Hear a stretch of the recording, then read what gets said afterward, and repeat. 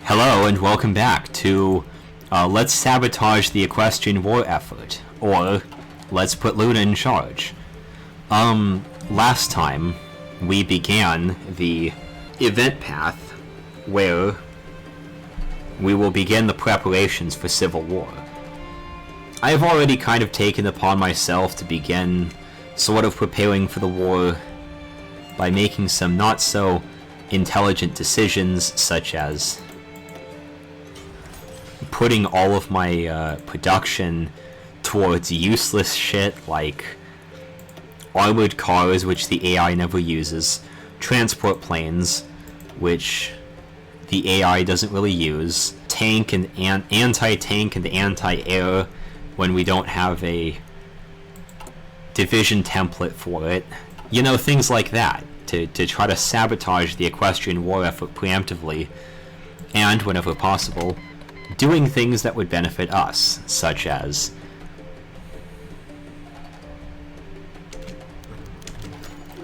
building steel factories in Manhattan and infrastructure in Philadelphia and other things that would benefit the Lunar Empire and only the Lunar Empire when the Civil War begins.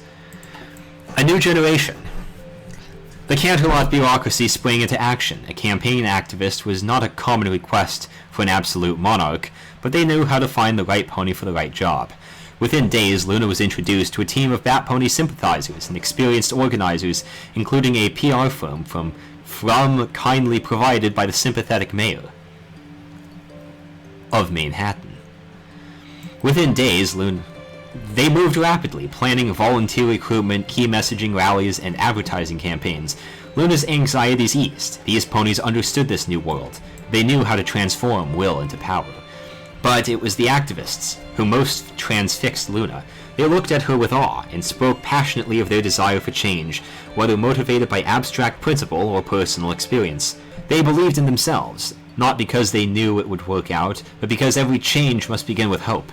Luna felt suddenly ashamed of her despair after her speech. These ponies had no great magic powers, no divine right to rule, yet believed in themselves with nothing but a kind heart and a goal. Luna would follow their example. We can do this, can't we? Can't we? I suppose we can. Yes, we can. The Grand Galloping Gala. Choose. Prolonged peace in Equestria. Well, we will have prolonged peace. We will, eventually. In the future.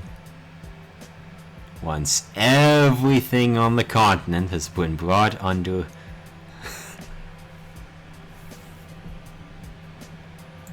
control. Under lunar leadership. Civil war in Olania. Yesterday morning, an ultimatum was presented to King Johann of Olania. He is to abdicate the throne to Princess Velvet within 24 hours or face arrest. Late last night, with the assistance of officers still loyal to him, King Johann fled the capital by airplane. Even though there aren't any... Okay, there is an airport. Somewhere. And has appeared on radio denouncing Princess Velvet and calling all loyal to his rule to rise up against Velvet. This morning, the Olanian High Court declared King Johann's reign illegal and officially transferred the crown to Queen Velvet. The Queen has now taken residence in the Hjortland Palace and has met with senior government and military officials to discuss their next move. With neither side willing to stand down, a state of civil war now exists within Olania. Let us hope that Velvet succeeds. Not really. The Kingdom of Olania has declared war on the Kingdom of Olania. Okay. Alright, so new technologies. Synthetic oil experiments, I don't know. I guess it doesn't really matter, because Equestria doesn't really... It probably won't take a year. At the same time, it's probably not a good idea.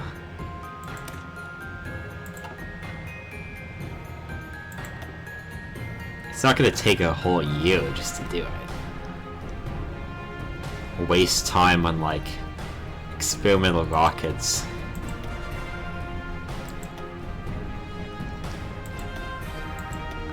Stuff that isn't gonna be useful necessarily. I don't really see the AI using logistics companies that often. But again, I should have started the game with a I should have started the game with synthetic oil experiments, but didn't realize that till later on, so I guess instead I could perhaps pour my efforts into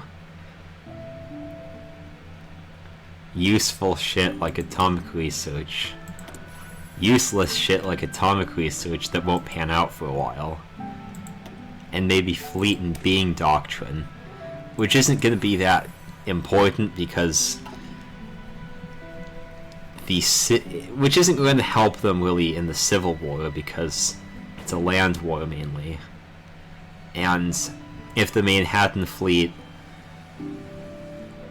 goes to us in the war because we take Manhattan, and the Vancouver fleet goes to Vancouver, then Equestria really doesn't have much of a navy left.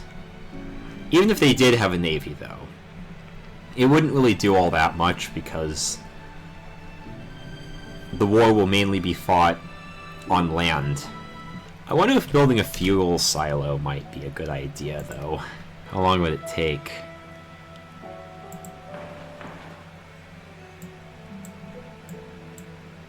$64 days? Okay, that would actually be a good investment, I think.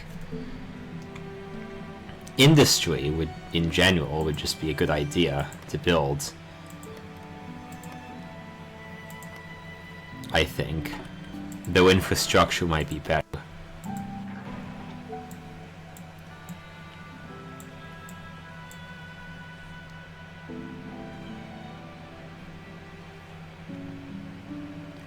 I thought I told them to build something in Full Mountains. Oh, okay, I did. Okay.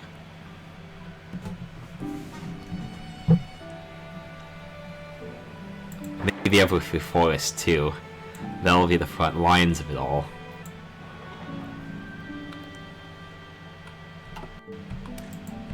Is this one of... Actually, if that's a Stalingrad claim, we're gonna get rid of that. Alright, and we'll just kind of wait and see. I wonder if I build... If we take fuel silos away, does that mean that fuel stored in the silos will also be taken away? Or rather, when I secede, will the fuel in the silos also secede? I don't know, that's an experiment we'll have to try. New Daring Do book. Gotta check that out. Alright, this is probably the point I should save.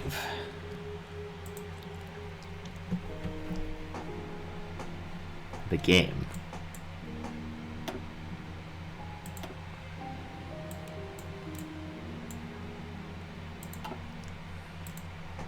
Because now we have to make some decisions. Luna will receive 3 events from the perspective of 3 different groups of Bat Pony supporters.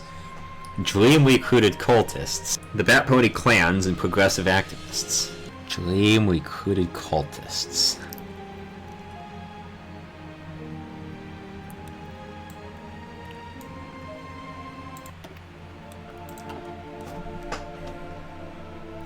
Each event has an aggressive and a peaceful option, and I guess a less aggressive option.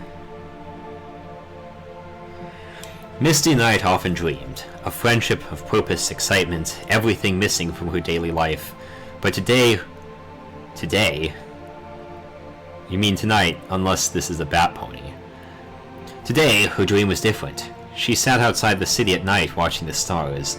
The stars suddenly flickered and something flew towards her. She shrieked, backing away as a large, inky black alicorn faced her. Absolute terror filled her as Nightmare Moon stood in front of her, the ancient monster of Luna's corruption. Misty Knight, I have need of you, Nightmare Moon lilted. The voice was strangely compelling, and she stared into Nightmare's slitted pupils, losing herself in the infinite abyss of the night. Misty relaxed, wondering why she was so frightened of frightened of Luna. Luna sometimes visited the dreams of ponies, and her eyes were so beautiful. I have need of you, Misty. I need heroes, disciples. Disciples? Foreshadowing indeed. Like yourself. Misty's heart leapt. A disciple of the princess? A hero? She would do anything for Luna, but had she forgotten something? She tried to remember. Luna moved closer. Look at me, Misty, and listen to my voice. You must remember my instructions. The next evening, Misty slipped out of her house, heading for a meeting campsite. In the event of an armed conflict, the Lunarist forces will be supplemented with a small amount of outdated equipment provided by the cultists. Causes no suspicious activity. Warehouses on the docks. In an event of an armed conflict, the Lunarist forces will be supplemented with a moderate amount of outdated equipment provided by the cultists. Causes a little suspicious activity. Too much suspicious activity may cause the plot to be discovered. A military supply depot. In the event of an armed conflict, the Lunarist forces will be supplemented with a significant amount of modern equipment provided by the cultists. Causes some suspicious activity. I don't know, I mean, I remember the last time I played this, and I don't think anything has changed with this plot since then. I think I tried to choose medium options all the time, except for the last event where I decided I would just risk it and try to do the most aggressive option for the biggest reward, but that ended up triggering the plot to be discovered, and so I never got to see the speech that Luna was supposed to make in Manhattan. I might try that strategy again. This is why I saved just before doing the event, because I want to make sure, in case I get a result, I want to try to make sure I do it right. I mean, warehouses on the docks. All of these would be interesting, I guess, because there would be text to read. I'll just do a medium event. The Disciples of Luna.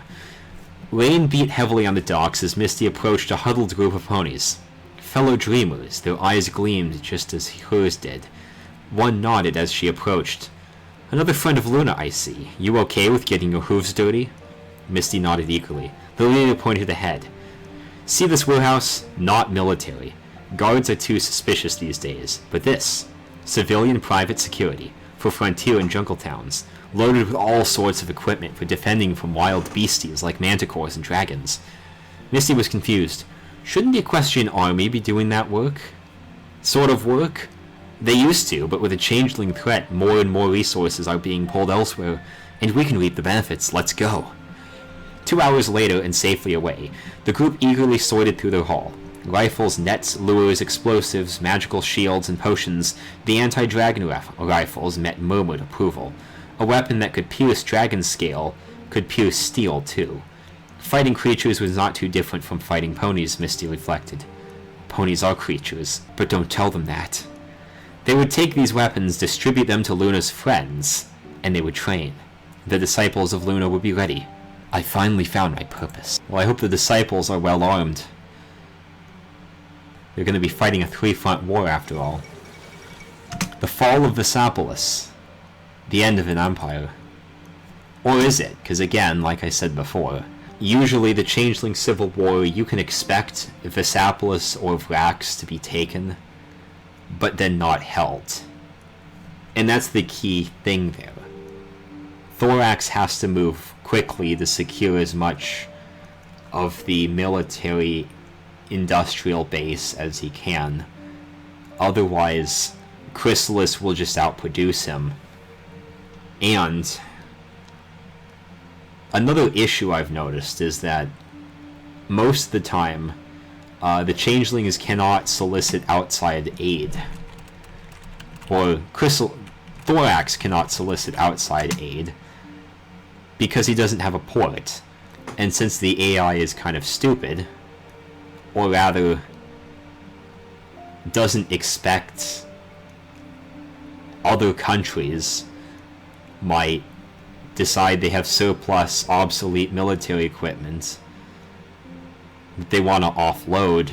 The Olanian Civil War is different because I think Velvet starts with most of the industry under her control, so really it's Johann who's in kind of dire straits.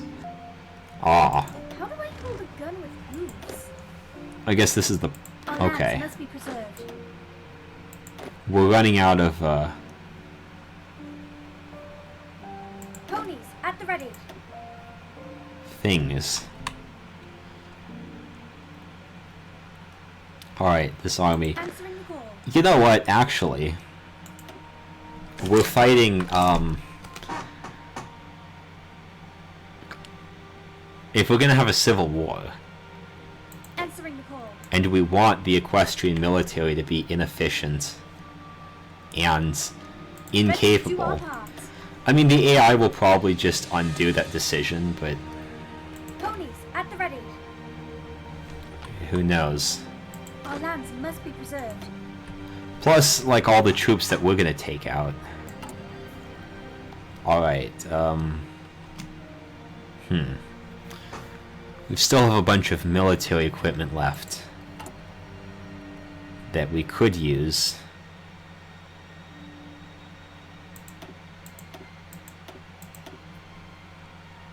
To do even more. There was a strategy guide that said guns should be in hooves, not stockpiles. And I agree. The guns should be in the hooves. My hooves.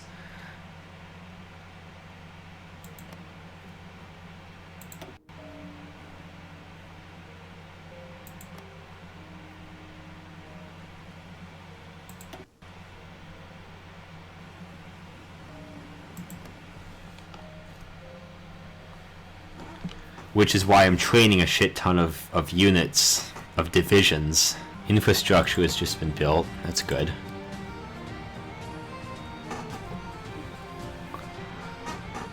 Infrastructure in places we don't necessarily want it, but we have to do this focus to get to this one. The car is still a relatively new and costly product for equestrians to explore. It is best for us to attempt to spread it further through Equestria to both rich and poor alike. Such production facilities could also be repurposed for military use during times of crisis. 6 military factories. A whopping 6 factories. I mean, I don't like to build too many military factories because it, I think, reduces the amount of civilian factories we have for other things. But during a war, you do need as much production as you can get. And you can always undo your economy focuses. Speaking of which, thinking about disarming the nation, which I imagine would probably hurt the Equestrian war effort if they have to deal with a very bad recruitment policy. But I'm gonna wait on that because it looks like April Grove Mines will finish sometime. And if we can get Freeside Steel factories up and running before that, then that would be very good for us. I'd like to get this too, it would be great, but I don't think we have time to research all the machine tool stuff. I probably should have planned this out before I began, but, you know, because I don't really play Equestria all that much, even though that was the very reason I got this mod and even this game in the first place. I've been distracted with all the other offerings. And honestly, like, automobile factories are a lot better than what? Toaster factories.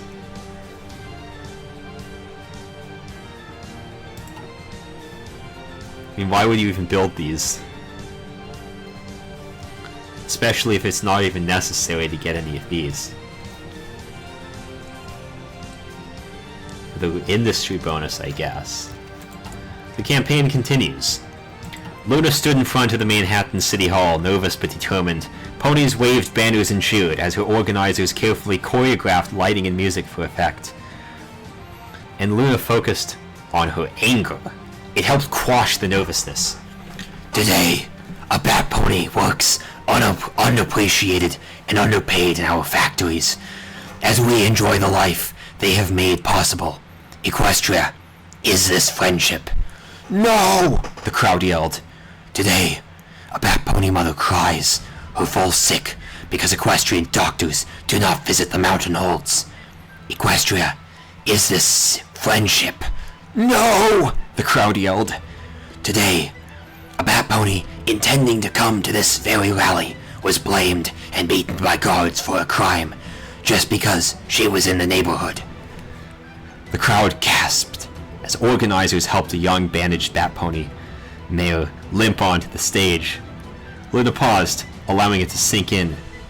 As the team had planned. Ooh, it was staged! Equestria! Equestria, is this friendship? No! The crowd thundered with the same cry that coursed through Luna. It had but to be directed. I stand before you and ask your aid, not as a princess, but as a pony. I once made the mistake of commanding friendship. Friendship is freely chosen. It cannot be ordered. I need your help, Manhattan. Will you help me? I ask every pony to join, to donate, to organize with me. We must fight any pony who would dare call this friendship. Luna's speech will rally numerous factory workers to the eastern coast to the secret plot. In an event of an armed conflict, this will significantly boost Luna's military-industrial capacity, causes some suspicious activity. Fight for thestral friendship. Luna's speech will rally some factory workers to the eastern coast to the secret plot. In an armed conflict, it will slightly boost Luna's military and industrial capacity, causes a little suspicious activity. Show Equestria what true friendship looks like. Luna's speech will rally a few factory workers of the eastern coast to the secret plot. In an event of an armed conflict, this will marginally boost Luna's military-industrial capacity, causes no suspicious activity. Like before, I think, as much as I'd like to do this, we're just going to choose the middle option. Because I don't want to cause too much suspicious activity that will get the suspicious activity noticed. The Manhattan Project. Flowing Current shared Luna's passion as he left the speech. The progressive ponies of Manhattan were energized. How could they do nothing in the face of a staged hate crime? He headed for his regular drinking spot, a small pub with his Equestrian Equality, Emancipation, and Education activist group had weekly meetups. The meeting was filled with both ponies and ambition. Flowing Current worked to keep it all organized, matching ponies to tasks that would suit their special talents, donors who could make money talk, workers who could evangelize to their colleagues, writers to churn out editorials, students working evenings, musicians publishing songs. Current flowed with the energy, directing and organizing it with precision. He wished he had more time to give, but he had his job at the power station. Instead, he worked long into the night. Once, Luna had mourned that ponies slept through her beautiful night, but in the city that never sleeps, Luna had many friends. Foreshadowing, he arrived home to find a letter. I wonder what the letter says. I wonder if they will tell us. I guess not. Well, if they do tell us, I'll be sure to get it on camera. In the meantime. Meanwhile, in the mountains, evening fell across the land as bat ponies huddled eagerly around the village radio. Squeaking curiously at Luna's voice carried through the air. Is this friendship? No! Flapping her tiny wings, Night Blossom around hopped excitedly. Mama, is the princess talking about us? Dusk Horizons nodded patiently. Yes, she is. But why? Why do the other ponies hate us? Why is Luna helping us? Dusk cries inside. Over 1,000 years ago, Luna was our princess. She lived at night as we do, and made the night wonderful. She loved us, and we loved her, but we didn't tell her. We complained about the other ponies instead, about how mean they were. They didn't like our nights, or our bat wings, and Luna grew lonely and sad, because we failed her. She transformed into Nightmare Moon for a long time, becoming angry and evil. The ponies got very scared of the night after that, and chased us into the mountains. Night Blossom's face scrunched up, considering this. We should help Luna then. I want to go see the princess. She continued to bounce and squeak at the notion, making short giddy hops. Soon, Dusk thought, she would be able to properly fly at night. The door opened, and a somber-looking bat pony entered. He dumped his pack and rifle at the door, collapsing into a couch. How did the meeting go silent? What did the clans decide to do about Luna? Dusk asked. Silent Peaks nodded. We decided to protect Luna. Bat ponies will form organized militias to help protect Luna's protesters. In the event of an armed conflict, the Lunarist forces will be supported by several well-equipped Thestral divisions. Causes some suspicious activity. Support Luna. Bat ponies will form some escort troops and minor militias to be available during the protests. In an event of an armed conflict, the Lunarist forces will be supported by a few partially equipped Thestral divisions. Causes a little suspicious activity. Support Luna quietly. Bat pony forces will be ready to call for future conflicts, but not immediately available if an armed conflict occurs.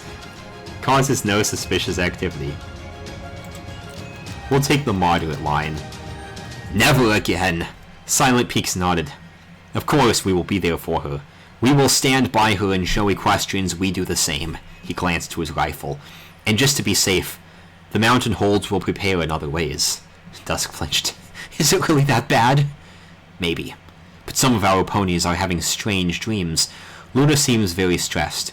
We've been receiving new weapons shipments from well-wishers in Equestria. If something bad happened, we could intervene or hide out there. In Equestria? So they're outside of Equestria? Or they consider themselves outside of Equestria? Night Blossom began to demand attention. You're helping Luna? Can we go to the city? I want to see her. Silent considered it. It would be good for you to meet our princess. Yes, you can go with your mother, but be on your best behavior. Night Blossom leaped in delight, making another attempted flight, knocking over a chair in the process. Luna! Luna! Luna! I don't want to be too loud because it's almost midnight. Silent turned her back to Dusk. We can't fail her again.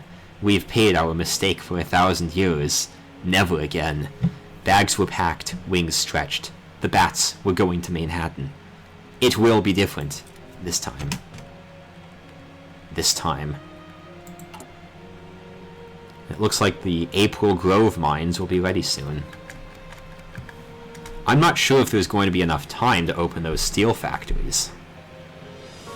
Or if I should use the political points for something else that will pay off immediately. Maybe region-wide industrial integration. That sounds exciting, doesn't it? I think what the Equestrian military needs, more than theorists or design contractors or specialists in, or even chiefs of staff, what it really needs most of all of anything, is a good uniform designer.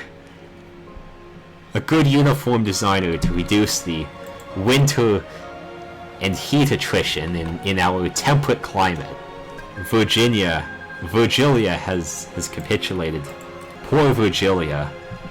They said Sic Semper Tyrannus, and now the Tyrannus has Sic Sempered them. We will have to reconquer it later and maybe revive Virgilia and maybe make it a puppet state or something. And we'll just set it up. Hopefully 60 days will be enough. And maybe in the meantime, we'll get 30 points. If it takes 100 days, which is about 3.5 months, then we can get a uniform designer for our military. Because as everyone knows, the bad guys in every story always have the best uniforms. The best looking uniforms and aesthetics. And by bad guys, I mean the Equestrians.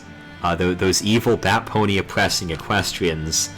Certainly not the Lunar Empire that seeks to dominate the country and impose its will upon people who just want to be left alone. No. Because we fight for social justice.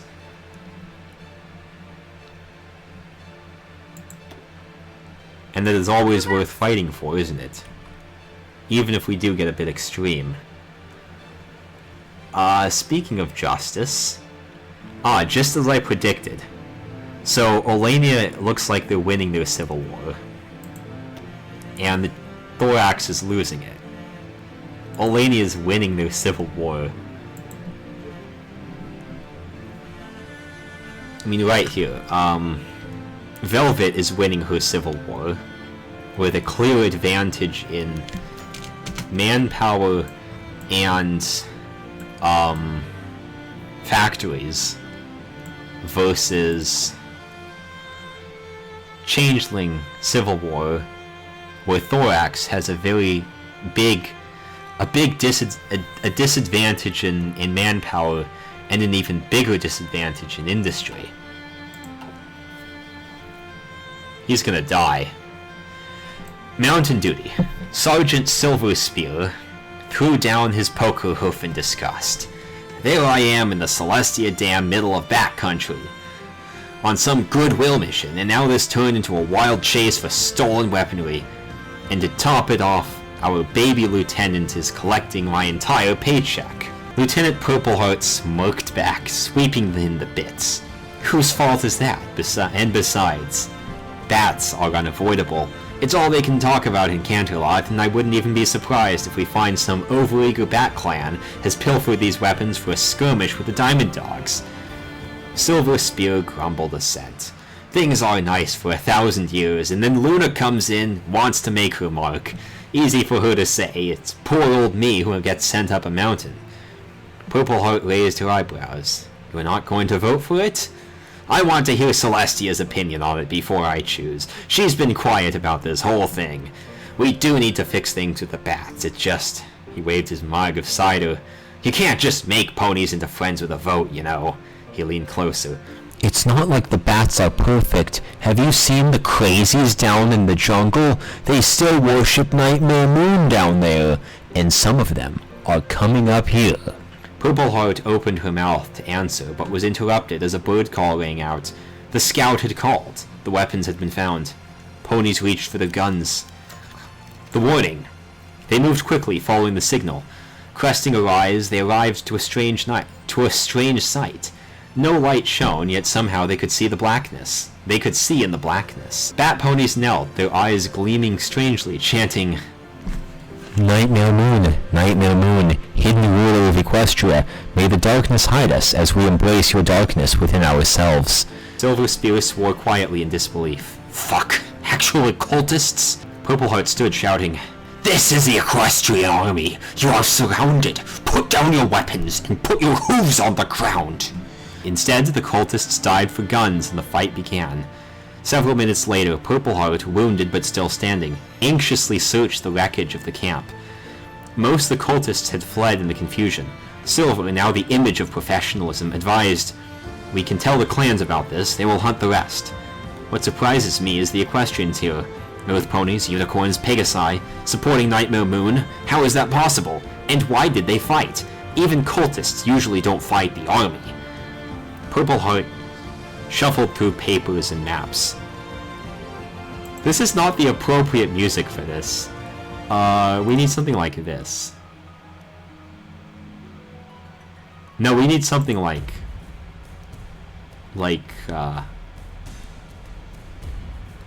Something like this.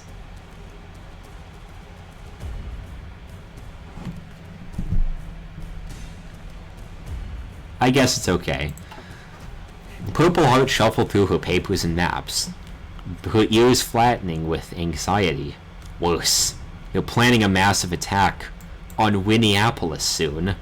The passes are filled with these cultists. We need to warn Princess Celestia. Silver Spear shook his head. We may not arrive in time, even if we traveled in force. We should just stay here, delay these cultists. We can keep them bogged down with the fighting and protect these cities until the reinforcements arrive. Purple Heart flicked her tail nervously, indecisive. Finally, she spoke. No, we must warn Celestia. The cultists will gather around the city of Winneapolis and attempt to take control of it and the surrounding area if an armed conflict occurs. Causes some suspicious activity. City of Winneapolis. 3 civies and 1 mill factory. Oil and steel. That was an important thing I noticed, is that Luna has a lot of resources.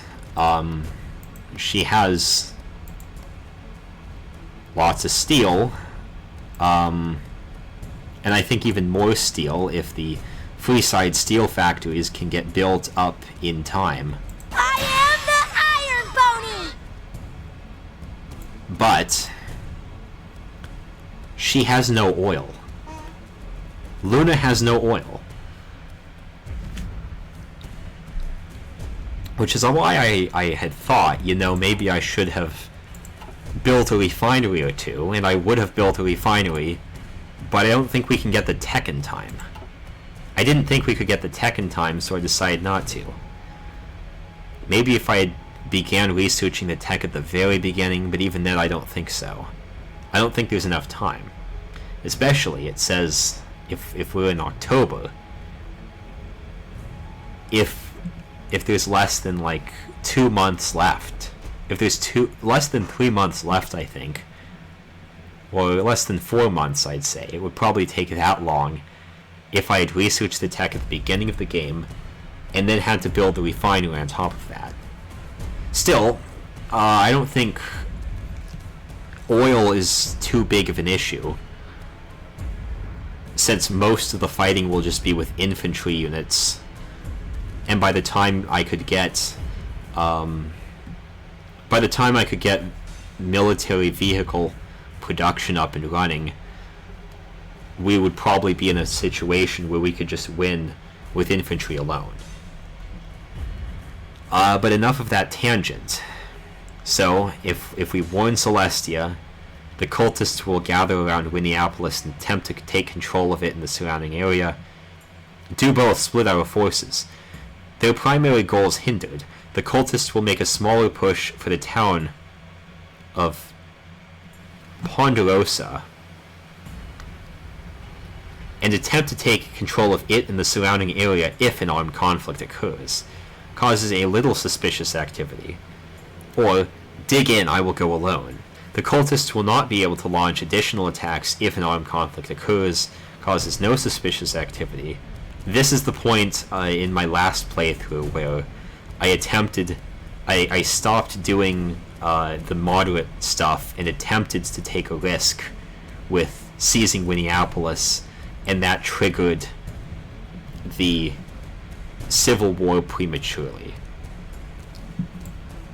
Taking Winneapolis would be very nice, because it would have a lot of resources and industry. Ponderosa is very unimportant. There's no industry, there's no resources. There's relatively little population-wise, and I don't even know if we could hold it necessarily. Ponderosa seems like it would be a good idea to take in order to try to split. Well, if you want to split this area off from Equestria, I'm not sure if we could hold it necessarily. It would depend on how many cultists there are. Let's try the moderate option this time, and see if that actually results in us not getting caught. I wonder if this is timed to take place on the 31st. I hope not, because we need those... I want those 6 factories, damn it. The Million Mare March. Okay. It did take place on that date. We're just gonna have to train even more soldiers until there's no more... okay, we have a deficit of infantry equipment now. That's good. Okay, maybe that's a bit excessive. We'll just do this. You know what? No, we do need a huge deficit to waste their resources. And hell, maybe we'll just deploy the lines we already have.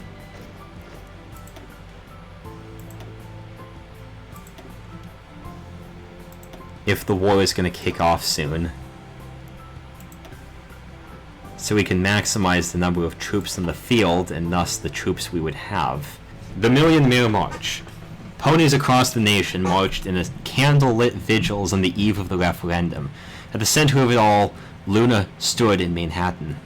We're at the speech now, I think. Lunar stood in Manhattan. Absolute authority had given her nothing, whilst her pulpit rallied millions to experience this night. The polls were promising, but still Luna fretted. The dream would either live or die here. And so Luna spoke. Of justice, of hope, or of dreams? She faltered, staring into the crowd. Across the crowd, disbelief, smiles, hope, and her team of activists. Packing the front rows, their impossible dreams on her shoulders.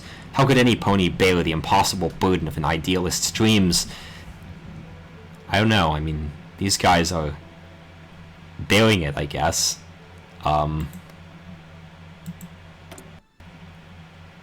With their, And then Luna understood. She understood the strange stagnation plaguing Equestria. She understood why her sister could not do this. She understood why the strange new era needed her. Tears flooded her face as she spoke. As Princess of the Night, I protect and nurture the dreams of Equestria. Standing before you, I realize now how gravely I have misunderstood that role. For what use is a dream if we do not strive to make it real? Tonight, I make a promise. On this night, in the city that never sleeps, I will make the dreams you have entrusted to me a reality. The first of many dreams becomes real tonight. A dream of friendship, of a great wrong righted, of night and day made whole again. The moon shone bright across the sky, and deep within, a burden lifted, a shrieking, hateful rage fading by the minute. This was how it was meant to be. A shining light washed over the crowd as the bomb beneath the stage exploded.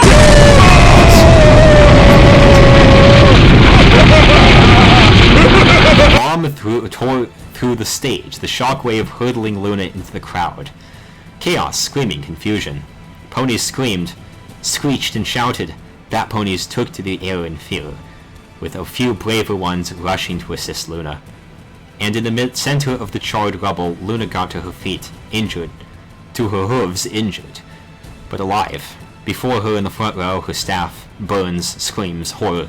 Luna's breath caught, as closest to her, a young white stallion, hopeful eyes, now glassy and unmoving. A dark rage grew, and the gentle pale light of the moon grew blood red, demanding stillness. Somehow, the world obeyed. Silence replaced screaming. Pegasi and bat ponies hung in the air, wings paused mid-flight. The frozen crowd stared helplessly at the dark blue mare, bathed in the red of the blood moon. In the crowd, Dusk Horizons stood with her daughter and tried to screech in terror, but no sound came. The blood moon, not their dreams realized, but their nightmares manifest. Luna stood, swirling with magical anger. Not the petty rage of a jilted foal, but the jealous fury of a crusader against evil, of a jihadi against the great Satan. Her speeches had failed. and the pony who had placed his hopes on her lay dead. The world was broken and filled with injustice. Luna would destroy those who dared to make it so. Her eyes began to narrow as she pulled forth power with reckless abandon. A familiar darkness crept into her thoughts. Resist. This may not succeed. Hello darkness, my old friend. This will start a civil war. I am the Batmare. The new moon rises. The blood moon grew higher as Luna raged. She was not the pony she once was. She had grown and learnt. No longer the selfish mare who craved love. With power, she could end this madness. And she let go of the restraint that had so tightly wound her. For dreams and nightmares were but two sides of the same coin. Luna, no, Nightmare Moon, stood before the crowd whole. And with wholeness came the memories. The Canterlot military codes, the entranced disciples, the stockpiled weapons, and the carefully placed instructions. Oh, she had been busy, hadn't she? Nightmare Moon began to laugh. As Luna, she had won the love and trust of the populace. As Nightmare Moon, she had raised a great military might that even the elements of harmony could not fight. Nightmare Moon understood this new world of media, machines, and military might in a way that Celestia could not. The moon seemed to throb. Across Equestria, ponies knew. The time promised in their dreams had come. The blood moon calmed, and the ponies began to move. Her entranced followers pushed through the crowd, treating injuries, controlling the crowds. Nightmare Moon left. She had work to do. The night must rule.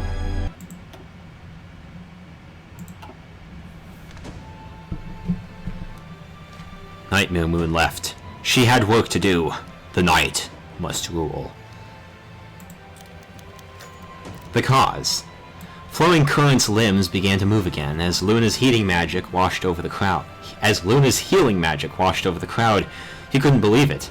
Some reactionary had attempted to assassinate Princess Luna. She had emerged, blackened and angry, but alive. A week ago, an anonymous letter had instructed him that a terrible tragedy would occur and that he would be needed at the power station, but he hadn't believed it. He, the great organizer, was now in the wrong place at the wrong time. He launched into the air, racing across the city for the power station. In the streets below, gunfire rang out. Now the bastards were making a grab for Manhattan. He pushed, his wings aching as he pushed in to land at the station entrance. Flashing his ID to a bewildered security guard, he sprinted for the boiler room. The Princess of the Night needed every advantage she could get. In front of him stood an emergency trip. With a station this large, it would take hours to properly restart. With luck, power fluctuations would trip other stations too. Flowing Current took a deep breath. Some would call this treason, but true justice required doing what was right, no matter what others thought. He closed his eyes and whispered a silent prayer. Please. Please, let the night rule, just for this one day. He pushed the button. The lights of Equestria winked out. The calling. Misty Knight lay in bed, listening to the radio. Luna spoke righteous truth. The ponies didn't understand, couldn't understand. Then the radio signal cut out. Misty Knight leapt to her hooves, diving for her rifle under the floor.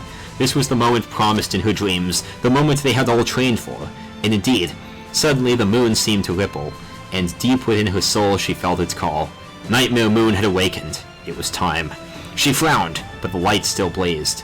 She chided herself. She must be patient. She began to pray. Nightmare Moon, Princess of Night, Princess of Dreams, please bless me, your faithful disciple, in what I am about to do. A minute passed. The crack of gunfire rang outside. Misty still waited. Still Misty waited. Then the lights winked out and the city was plunged into darkness. She grinned, looking around the room.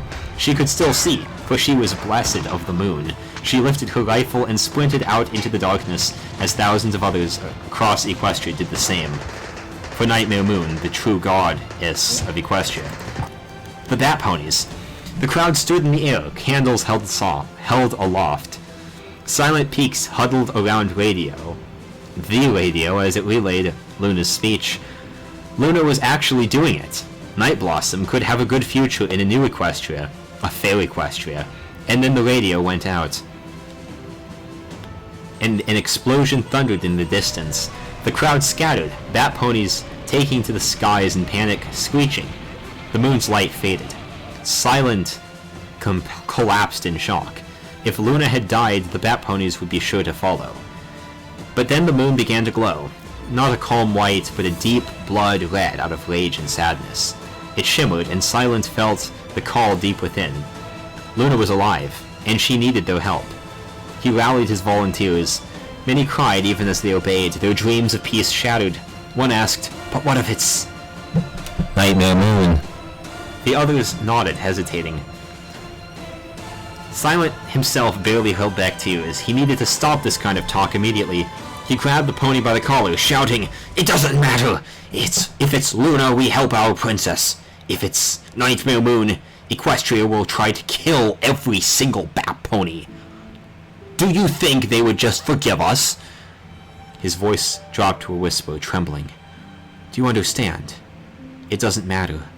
He looked at each of them in turn. "We fight, or we die." The lights winked out, and the bat ponies charged into the night. For Princess Luna, we will not fail her again.